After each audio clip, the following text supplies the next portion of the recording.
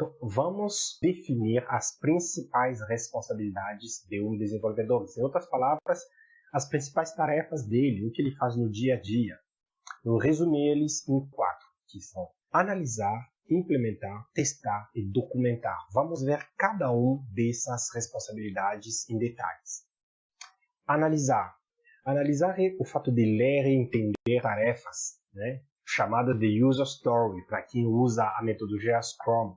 Manuel, o que metodologia Scrum? Scrum é uma metodologia ágil que é super conhecida e usada por empresas de TI, por equipes de desenvolvimento, para desenvolver projetos, para gerenciar e desenvolver projetos de software.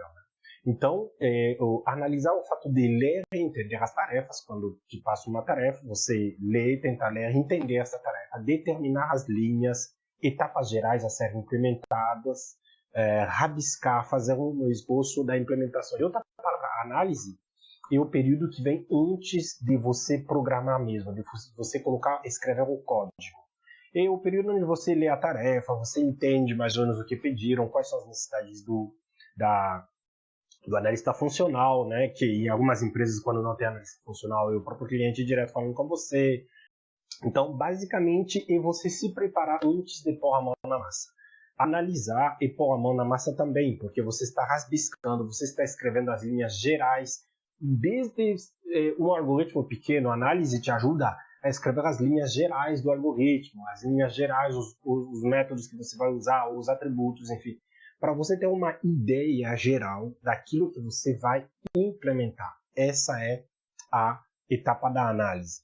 Depois temos a etapa da implementação. A responsabilidade de implementar é justamente o fato de codificar, que é realizar a programação da solução com base na sua análise. Quando você passa bastante tempo analisando do jeito certo, a programação fica mais suave, mais leve. Você antecipa erros, você não faz coisa e depois se requestiona, né? Obviamente, não tem programação perfeita. Você talvez venha futuramente a mexer mais um pouco se precisar, mas quando você faz análise, você elimina o máximo de erro possível, porque você visualiza aquilo que você vai implementar, beleza? Depois da implementação tem o testar, o teste. Sim, o desenvolvedor testa também e está cada vez mais requerido por empresas que desenvolvedor teste, né? Inclusive, vocês se não já viram, devem ver alguns vídeos falando sobre a diferença entre um programador e um desenvolvedor e tudo mais. Eu não trago isso porque hoje o perfil procurado é praticamente desenvolvedor, né? Inclusive alguém pode dizer, programador é como engenheiro civil, desenvolvedor é como engenheiro civil, programador é como o cara que está, o mestre da obra, por exemplo. Mas hoje se fala mais em desenvolvedor. Por quê? Não precisa apenas do perfil do cara que sabe programar. Precisa do cara que sabe analisar aquilo que está programando e que sabe testar aquilo que está programando. Aqui, sobretudo no Canadá, mas lá no Brasil também, desenvolvedor que não sabe testar realmente é complicado. Tu tem que saber testar aquilo que tu programa.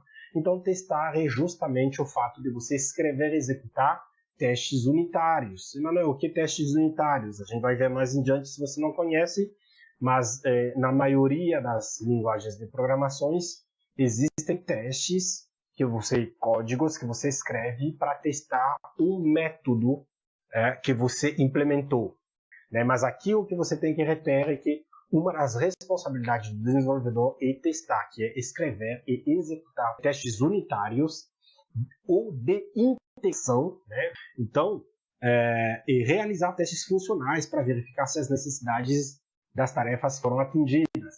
Além de testes unitários e de integração, você tem testes funcionais, que são testes de interface, podem ser automatizadas se a empresa usa ferramentas de automatização, ou pode ser manuais, dependendo de ferramentas que são usadas, mas esses testes também têm que ser feitas.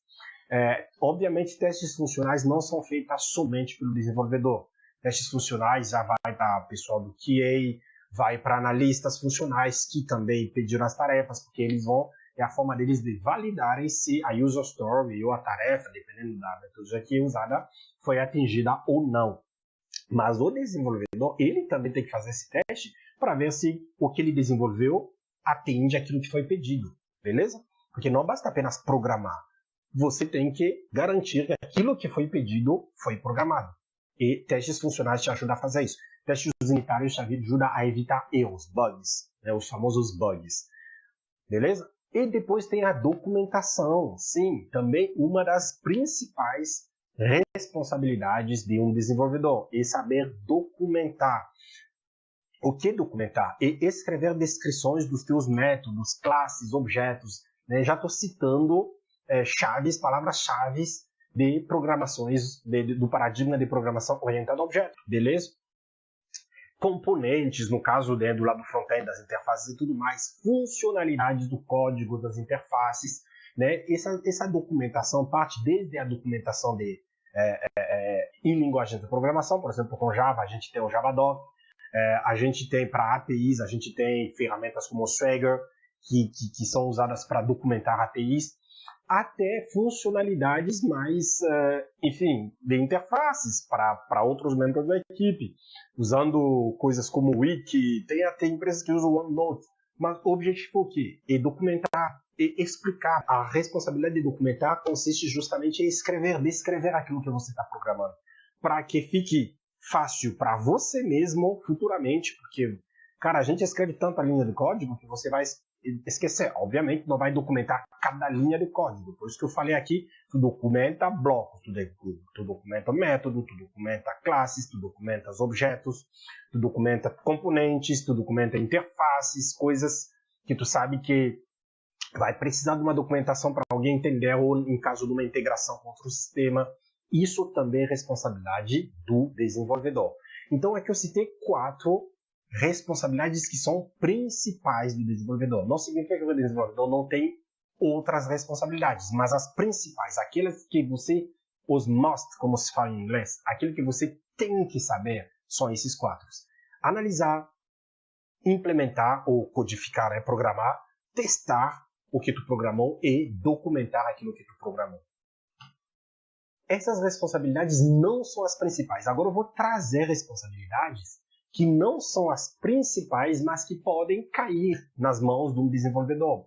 A empresa pode te pedir, se a empresa te pedir, isso não tem nenhum problema, mas lembra que não são as tuas responsabilidades principais. Mas, Emanuel, por que eu preciso saber dessas responsabilidades que não são principais? Aquilo que eu falei aqui, essas responsabilidades não são as principais, porém podem ser atribuídas ao desenvolvedor no caso da falta de membros específicos. Tem empresas, às vezes, que são startup, que ainda não tem todos os membros da equipe, não tem ainda a capacidade de pagar todo mundo para formar realmente uma equipe usando a metodologia Scrum, onde tem o Scrum Master, tem o stakeholder, tem o Product Owner, que o cliente, o stakeholder que representa o cliente, o Scrum Master que é aquele que dirige os Daily Scrum, o Sprint, e tudo mais, que tem o arquiteto, o analista, o desenvolvedor, o DBA.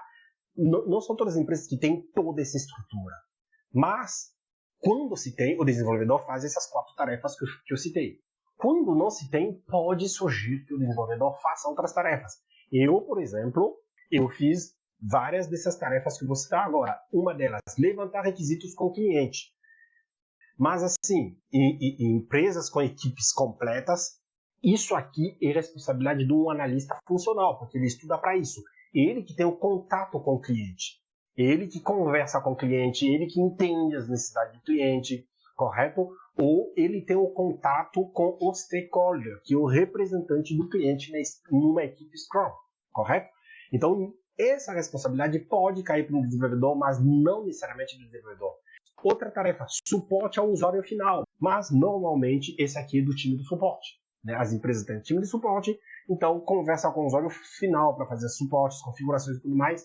Não são tarefas principais do desenvolvedor, mas pode acontecer do desenvolvedor também fazer. Outra coisa, fazer orçamento. Isso aqui é tarefa de analista de negócio, mas já me aconteceu de fazer orçamento, que estuda para isso, que entende todas as necessidades orçamentárias, de acordo com a tecnologia que está sendo usada, ou arquiteto de negócio também, se não tem analista, né? Daí já vai para a pessoa mais elevada nessa questão, ou o próprio gestor de projeto. né, o próprio charge de projet, em francês como a gente chama, o gestor de projeto também pode cuidar desta questão aí, beleza? Então, existem várias outras tarefas, inclusive, você vai dizer, mas Emanuel, tu não citou code review, né, revisão de código, tu não citou os pull requests, que aceita isso, tu não citou proof of concepts, né, que é a prova de conceitos, tu não citou, não. Aqui, daí essas tarefas são tarefas que desenvolvedores fazem, podem ser os próprios arquitetos que podem fazer, né? Aqui eu citei as principais, antes eu citei as principais responsabilidades para você saber. Se te perguntarem o que você faz como desenvolvedor, lembre-se, analisar, implementar, testar e documentar. As demais coisas são coisas que vêm, eu faço manutenção, o desenvolvedor tem que fazer a manutenção do sistema, mas a manutenção tem a ver com o quê? E detectar os problemas, com esse problema tu vai analisar, implementar, testar, documentar, beleza?